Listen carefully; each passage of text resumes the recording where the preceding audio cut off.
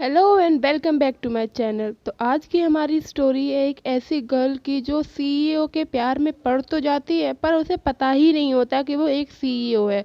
जब उसे पता चलेगा तब उसका क्या रिएक्शन होगा या उनकी लव स्टोरी में कोई बाधा आएगी भी नहीं या आएगी, वो हम आगे देखेंगे।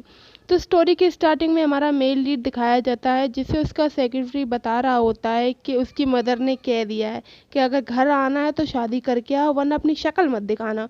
तो उसको है ना सीईओ का आइडिया आता है, वहाँ से एक वेटर गुजर रहा होता है, वो उसके कपड़े उससे चेंज कर लेता है अपने, और अपनी मदर से वहाँ से बचने के लिए वहाँ से साइड हो जाता है और इस तरकीब में उसकी काम भी आ जाता है।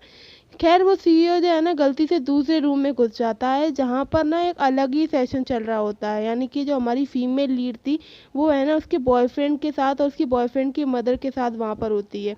उसके बॉयफ्रेंड की मदर ने उसे एक कॉन्ट्रैक्ट दिखाया था जिसमें शर्तें दी कि उसे है ना घर का सारा काम करना होगा, अपने पति की सारी बातें माननी होगी, यहाँ तक कि 3 बच्चे पैदा करने होंगे जिनमें से एक लड़का होना मैंडेटरी है। मतलब कॉन्ट्रैक्ट था कि गुलामी का कॉन्ट्रैक्ट था, मतलब बहू ले जा रहे हो कि नौकर। खैर वो ये कहती है कि ये कैसा कॉन्ट्रैक्ट है, अजीब सा। उसका रिएक्शन बहुत अजीब होता है, वो अपने बॉयफ्रेंड की तरफ भी देखती है, उससे कहती है उसका स्टैंड मतलब उसे लेना चाहिए ना, लेकिन उसका बॉयफ्रेंड कहता है अरे ये तो बस हमारी फैमिली में आने के लिए फॉर्मेलिटी है, तुम साइन कर दो यार, कुछ नहीं होता है ऐसे वैसे। वो कहती है अरे तुम कुछ बोलो तो सही, ऐसे कैसे मैं किसी भी फॉर्म पे साइन कर दूं। जिस पे उसकी मदर नाराज हो जाती है और कहती है कि तुम्हारी जैसी एक ऑर्डिनरी लड़की को एक तो हम अपने घर में बहू बना के ले जा रहे हैं, उसके बाद भी तुम्हारे इतने नखरे, कौन करेगा तुमसे शादी। जिस पे वो कहती है कि अच्छा तो मुझसे कोई शादी नहीं करेगा। वो तभी ना हमारे हीरो की वहाँ पे एंट्री हुई होती है, वो जो है ना वहाँ पे वेटर के यूनिफॉर्म में होता है। वो जाती है उसके पास, का हाथ पकड़ती है और उससे कहती है कि क्या तुम मुझसे शादी करोगे। ये सुनने के बाद आंटी तो बौखला ही जाती हैं कि तुम पागल हो गई हो कि एक वेटर से शादी करोगी, तुम समझती क्या हो अपने आप को। जिस पे वो कहती है अब आपको उससे क्या ले लेना, मैं वेटर से करूँ या किसी से भी करूँ। वो कहती है अब मैं इसी से शादी करूँगी और आपको दिखाऊंगी। जिसपे वो हंसने लगती है, यहाँ तक कि जो उसका बॉयफ्रेंड था वो तो बेचारा एक पल को खड़ा भी होता है कि तुम ये क्या कर रही हो, लेकिन इसकी माँ उसका हाथ पकड़ के उसे रोक लेती कि तुम चिंता मत करो, ये तुम्हारे पास वापस आएगी, तुम चिंता मत करो।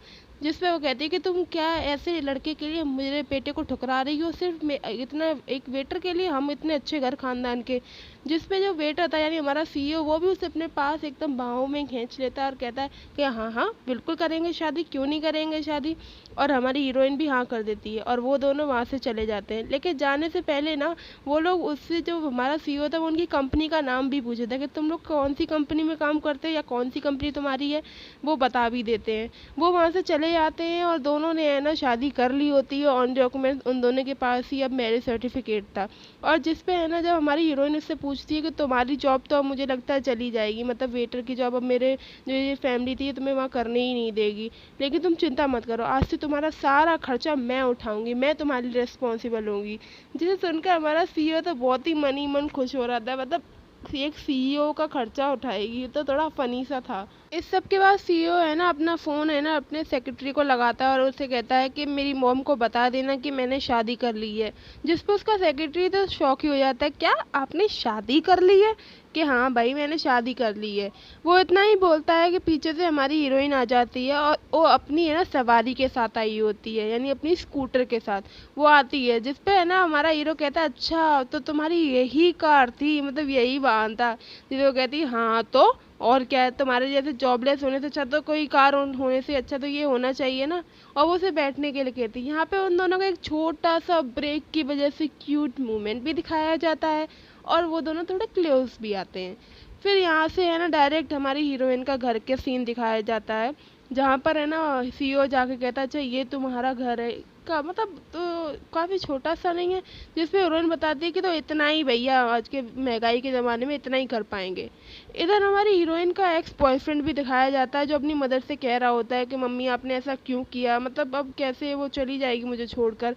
इतना ही बोल रहा होता है कि लेकिन तब तक उनके फ़ोन पे कॉल आ जाता है और कॉल में उन्हें पता चलता है कि उनके जितने भी कंपनी के कॉन्ट्रैक्ट थे वो ख़त्म हो गए हैं। यहाँ तक कि उसके एक्स बॉयफ्रेंड के फ़ोन पर ना उन दोनों के मैरिज सर्टिफिकेट का भी फ़ोटो आ जाता है। दोनों ही बेचारे बर्बाद हो गए थे, मतलब दोनों की जो नीडी जो काम था वो हुआ ही नहीं। इधर सीन शिफ्ट होता है, हमारी हीरोइन कुछ काम से अंदर जाती है, तभी है ना सीईओ अपने सेक्रेटरी को कॉल कर देता है और उससे कहता है कि तुम एक डिवोर्स एग्रीमेंट तैयार करो, जिसमें कुछ कंडीशंस उसे बताता है कि 6 मंथ की वैलिडिटी हो, मतलब और भी बहुत सारी कंडीशंस बताता है और फ़ोन कट कर देता है। ये फ़ोन कट ही हो पाता है कि हमारी हीरोइन जब अंदर से आती है तो अपने साथ एक कॉन्ट्रैक्ट लेके आती है, और वो कॉन्ट्रैक्ट कुछ और नहीं बल्कि एक डिवोर्स ही एग्रीमेंट ही होता है। वो है ना सीईओ से कहती है कि देखो तुम बुरा मत मानना, पर हमारी शादी समझौते की शादी है, मैं चाहती हूँ कि तुम ये डिवोर्स कॉन्ट्रैक्ट पे साइन कर दो, और हम लोग है ना मतलब एक एग्रीमेंट की शादी में हैं। वो उसे टर्म्स एंड कंडीशंस बताती है जो उसमें लिखी हुई थी, जिसे देखकर हमारा सीईओ तो शॉक हो जाता है कि जो स्टेप वो लेने वाला था वो पहले ही हीरोइन ने ले लिया। और वो है ना उस कॉन्ट्रैक्ट पे साइन भी कर देता है, और जब वो साइन कर देता है उसके बाद है ना वो अपने जो सेक्रेटरी को कॉल करके अपना कॉन्ट्रैक्ट कैंसिल करने को भी कह देता है। इतना सब कुछ होने के बाद हमारी हीरोइन कहती है अरे तुम्हें भूख लगी होगी ना, तुमने सुबह से ये कुछ खाया हो या ना खाया हो, चलो मैं तुम्हारे लिए कुछ खाने को बना देती हूँ। और वो उन दोनों के लिए कुछ खाने को बनाती है। खाने के टाइम भी वो दोनों काफ़ी बातें करते हैं, एक दूसरे को समझने की कोशिश करते हैं। और यहाँ से है ना हमारा सीन शिफ्ट हो जाता है अगले दिन पे, जहाँ पर हमारी हीरोइन अपने ऑफिस में होती है।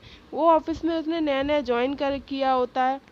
कोइंसिडेंस ये था कि ये कंपनी हमारे सीईओ की थी और आज वो अपनी कंपनी में आए भी थे।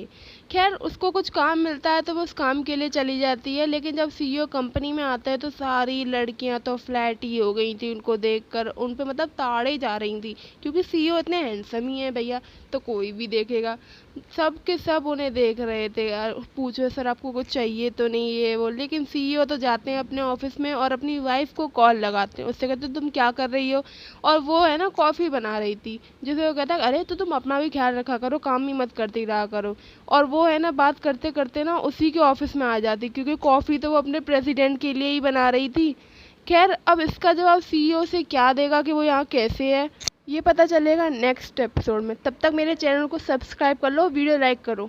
अरे करो, जल्दी जल्दी चलो चलो, चैनल सब्सक्राइब और वीडियो लाइक। तब तक के लिए tata bye bye, take care, keep smiling, और जितनी भी अच्छी अच्छी विशेष हैं सब।